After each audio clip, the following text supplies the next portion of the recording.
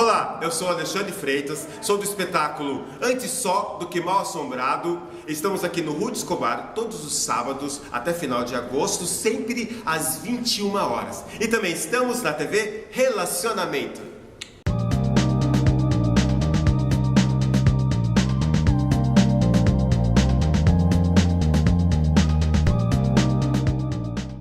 Olá, internautas, iniciamos mais um programa Você é Top.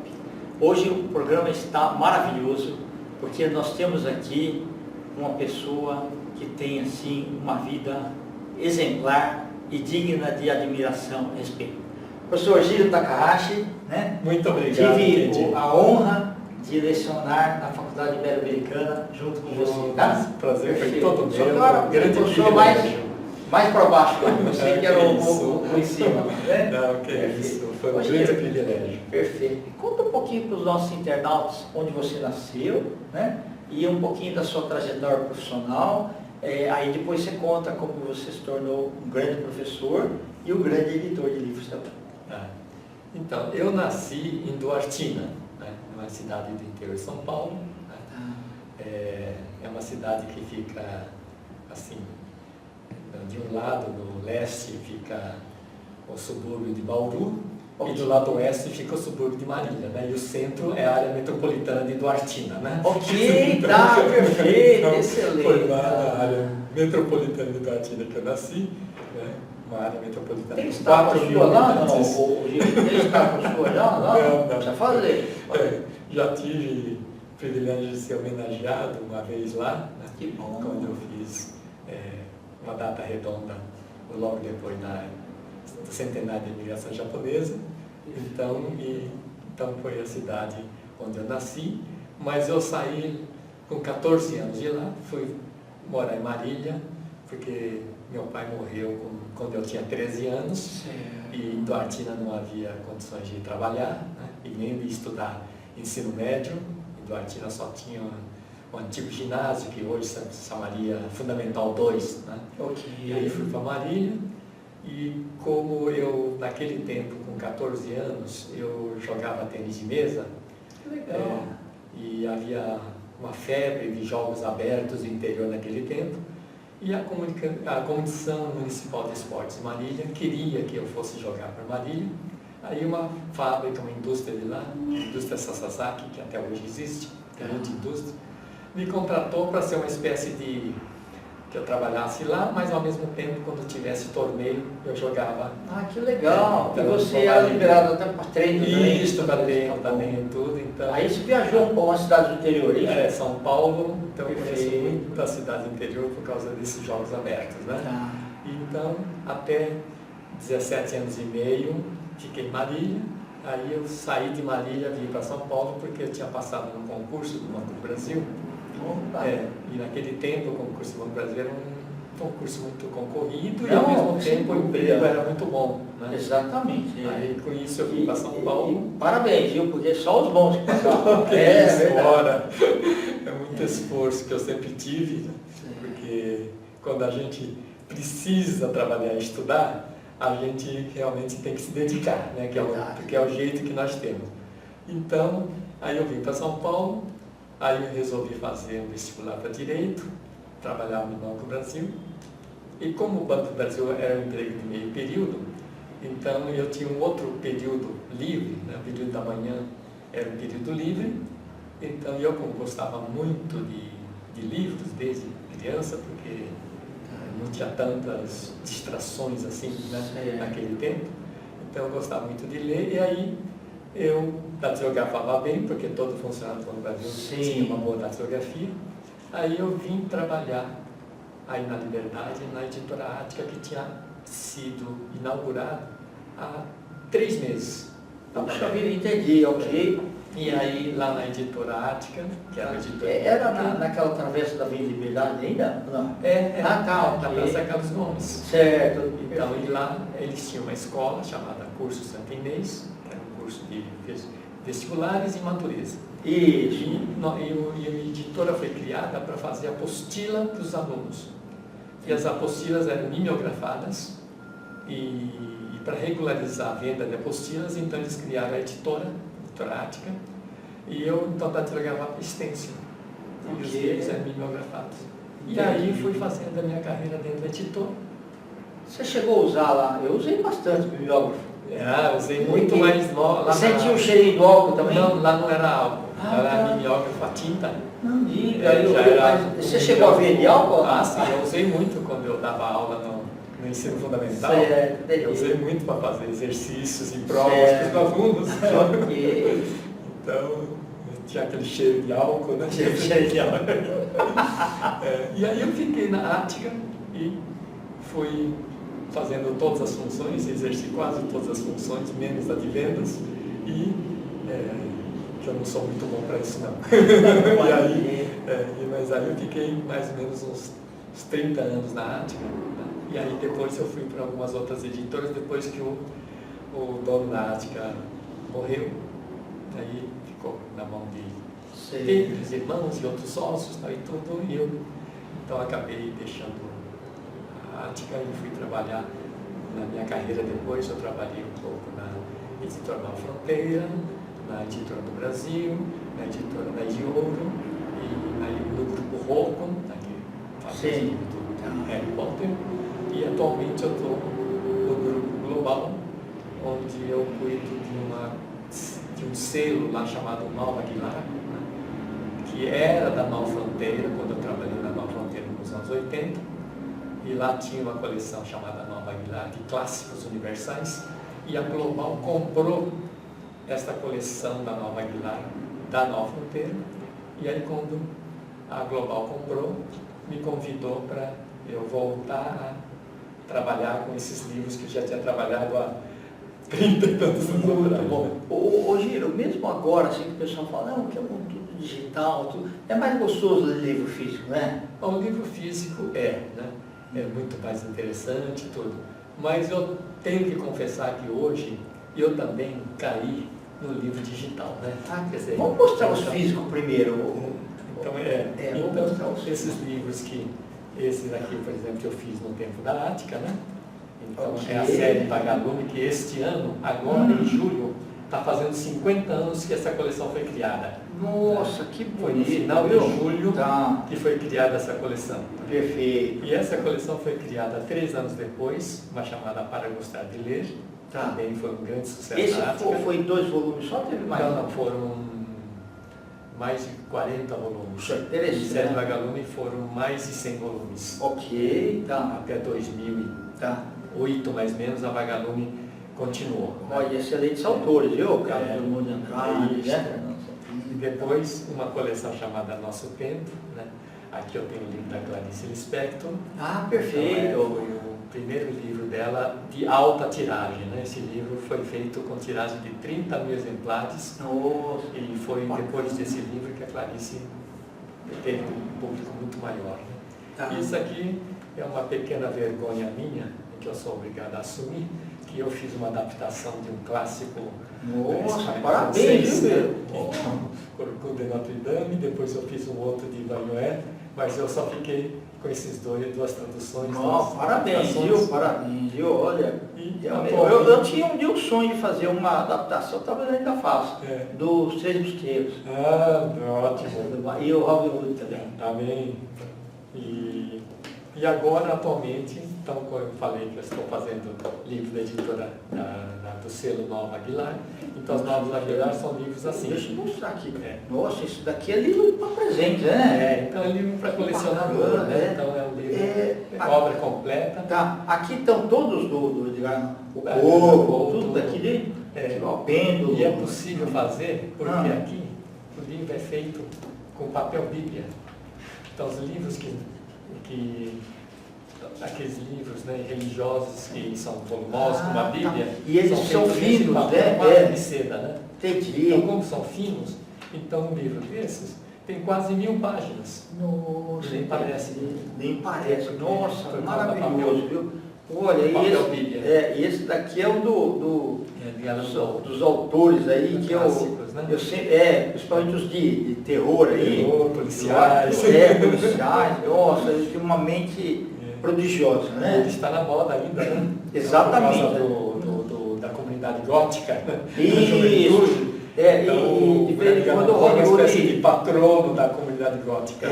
O Hollywood volta e pega alguns lá e adapta, né? Maravilhoso. Então, atualmente... Ô, Chico, como que chama esse papel aqui? Papel Bíblia mesmo. Papel Bíblia? Ah, por causa da Porque Bíblia. é feito para a Bíblia. Né? Tá, então agora, por exemplo, quando faz um livro de 100 páginas, não compensa fazer esse papel aqui. Não, porque não dá lombada, né? Não dá lombada, e depois o livro aqui tem uma certa dificuldade de leitura. Né? Ah, ok. Agora, entendi. os padres que já conhecem a Bíblia, eles leem desse jeito e eles já têm quase de cor, né? Mas Sim. eles usam isso como uma espécie de, vamos chamar de cola. É verdade. E Não, quem isso é... compra esse livro, em geral, já leu a maioria dos livros. Ah, E sim, quer é ter verdade. na estante dele, que é um livro. Nossa, que é agora completo. parece essa capinha aqui, só para eu mostrar o Essa encaixe. aqui é a caixinha, né? Não, e aí protege bem a obra, né? Puxa, Para guardar. Ô Giro, esse papel Bíblia, o Cupim gosta também ou não? Ou ele tem um tratamento Cupim? Ou tem um sim. tratamento assim específico, tal, alguma coisa? Olha, papel é um problema realmente, né? Quer dizer, Tá. sempre O Cupim precisa- gosta de todos? Gosta de todos. Ah, tá. Não, pensei que tinha A inventado gente pensava que era só nós, os apaixonados pela leitura, que gostamos. Não, os cupins também. Cupins também, né? Por isso que normalmente os bibliófilos costumam fazer um tratamento Ô Giro, coloca você que eu não consigo colocar aqui. a cada ano, e também eles fazem uma espécie de tratamento, né? Tá. Não, senão coloca aqui. Ô Giro, vamos falar, mostra lá o digital lá. Não, agora eu já tenho em casa comigo já 3 leitores digitais. Esse é o que eu ganhei da minha filha na pandemia, é o Kindle. Eu tenho outro do Kobo e eu tenho outro Kindle, que é da primeira geração, que não era assim touch. Né? Esse daqui é touch. Esse Tá. é touch, né? Que legal. Outra coisa, esse você consegue aumentar o tamanho da letra Posso. também? Ah, bom, então esse daqui parece um pouquinho. Ó, esse daqui até eu consigo ler. Até eu leio assim. Até eu consigo ler desse jeito. E tem programação para ele ir para frente, não? Aí é só fazer isso. Opa, Tá. só virando, você já tem a página seguinte. Maravilhoso, viu? Então hoje Que bonito, nós né? trabalhamos até mesmo com edição de livros e eu tive que aprender também a fazer, assim, trabalhar com livros digitais, né? Porque a gente tem que se atualizar, né? Sem dúvida. Então eu sei que o melhor para a gente, que é da geração anterior, é o papel. Né? Certo. A gente realmente, se pudesse escolher, a gente escolheria o papel. Né? Mas A gente tem que se adaptar com a tecnologia. adaptar principalmente é o problema do preço. Né? É verdade. Como é mais barato. Tá certo. E também o livro tem um problema do espaço físico, né? Também. Eu cheguei a ter na minha maior quantidade de livros, e não foram todos os livros que eu comprei, mas como eu trabalho há mais de 50 anos em livros, e todo livro que eu editava, eu tinha um livro comigo para eu poder depois acompanhar tudo. Então, com tudo isso, eu cheguei a ter em casa 18 mil livros. Né? Então, 18 mil livros você não tem condições de É comprar um verdade. apartamento. Não, e até de localizar, né? Você não encontra mais, né? Então realmente o livro de papel é muito mais agradável, mas tem seus problemas também. Verdade. Ô Giro, e a sua opção por fazer direito, como é que aconteceu? Olha, naquele tempo, né, há muito tempo atrás, Bom, nos anos existiam 60, todas as mais de 500 profissões Exato, que existem hoje. Então, Eu acho que naquela época, a década de 70, começo da década de 70, eram 27 profissões regulamentadas. Isso você sabe melhor. Para mim, era até menos, porque nos anos 60, quando eu fui fazer o vestibular para Direito, eu só tinha como opções licenciatura, né, Faculdade de Filosofia, Ciências e Letras, ou eu tinha Direito, ou eu tinha Ciências Econômicas, ou Engenharia, ou Medicina. Né? É verdade. Então, Medicina é tempo integral, Engenharia é tempo integral. Eu tinha que trabalhar, eu não me via como professor naquele tempo, eu achava que não seria para isso, talvez até hoje ainda eu pense assim. Mas aí eu acabei fazendo Direito porque eu já tinha um tio que tinha estudado aqui, aí me estimulou um pouco, ou meio que me desafiou a isso, então eu acabei fazendo. Ô Giro, mas você é muito inteligente. Então, muito entrar no obrigado, Banco do Brasil e entrar na Faculdade de Direito, né, São Francisco, realmente, né, principalmente naquela época que existiam pouquíssimas faculdades, então era difícil, viu? Parabéns, viu? E aí eu acabei não seguindo a carreira, porque já estava trabalhando na editora. Certo. E na editora era mais interessante que eu tivesse uma atividade paralela de professor. Entendi. Porque como a Ática era uma editora didática, o meu patrão e amigo dizia que eu devia enfrentar a sala de aula. Porque se eu não desse aula, eu não saberia quanto que um livro didático era funcional, gostoso, agradável, sério, bom, né? Ô Giro, primeira vez que você entrou em sala de aula como professor, deu frio na barriga? Muito, muito. Aliás, até hoje. Todo semestre, agora em agosto, vou começar uma nova turma. Aquela semana de início de aula, para mim, é assim. Que alunos que eu vou ter, né? Eu vou me dar bem com essa disciplina, né? Então eu fico sempre com o frio na barriga. Isso eu acho que não vai acabar nunca. Não, mas é bom. E eu vejo como uma coisa positiva. Eu vejo como uma sensação positiva. Né? Legal. Ô Giro, e fala da homenagem que você recebeu lá na tua cidade. Na minha cidade é assim, como eles não têm muito... tem muita gente assim que seja conhecido fora do Duartina, né? Então, de vez em quando eles fazem isso, né? Então, alguém que virou um jogador profissional de futebol, de basquete, ou então alguém que virou reitor da Unesp, né? Um colega meu de classe, né? Foi reitor da Unesp uma vez já, né? Nós sabemos, e outro colega meu foi professor da Poli, né? Então era um outro colega meu de escola, um outro colega meu de um ano na frente no estudo, Eliezer Rizzo de Oliveira, foi vice-reitor da Unicamp. Então, essas pessoas, de vez em quando, o prefeito convida para receber uma placa, né, e que a cidade conheça também a pessoa, porque ele saiu de lá. Ele é o orgulho da cidade, exatamente.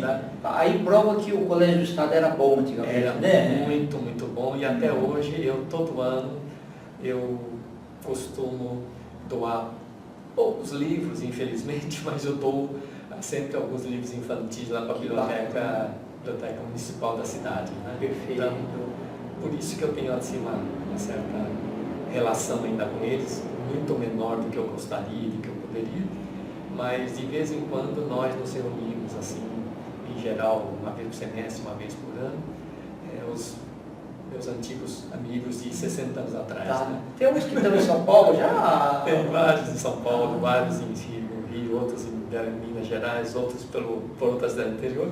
Então, no dia 13 de dezembro, a gente, quando pode, os que podem se reúnem dia 13 de dezembro, que é o dia da fundação da cidade. Ah, que bacana. Que é o dia da padroeira da cidade, da Santa Luzia. Então a gente se reúne, e quando a gente se reúne, o prefeito e o pessoal do Rotary Club costumam oferecer para os ex-duartinenses um almoço para reunir. Giro, cresceu um pouco a cidade, né? Tem hotel que cabe para vocês todos? Não, já Ou tem. tem que ir para Marília? Olha, não, já tem um hotel que já cabe todos os homenageados?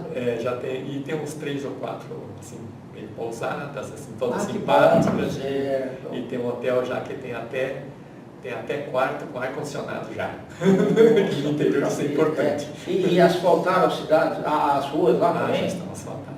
É pequena, mas não sei quantos mil habitantes tem hoje. Não deve estar muito mais de 10 mil. Você ainda pretende ser prefeito lá? Não. Política não.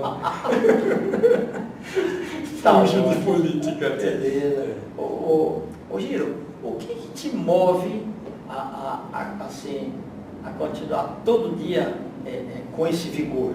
Olha, para mim, se eu não fizer isso, eu não tenho o que fazer, porque eu deixei de lado meus esportes, né? Meu esporte eu deixei de lado. O tênis já não tem tanto a agilidade que tinha antes? Não, de jeito nenhum, eu parei já muito cedo, porque tênis de mesa você não consegue, pelo menos na época não se conseguia jogar com mais de 30 anos, porque é um esporte de muito reflexo. Exatamente. Muito automatizado, né?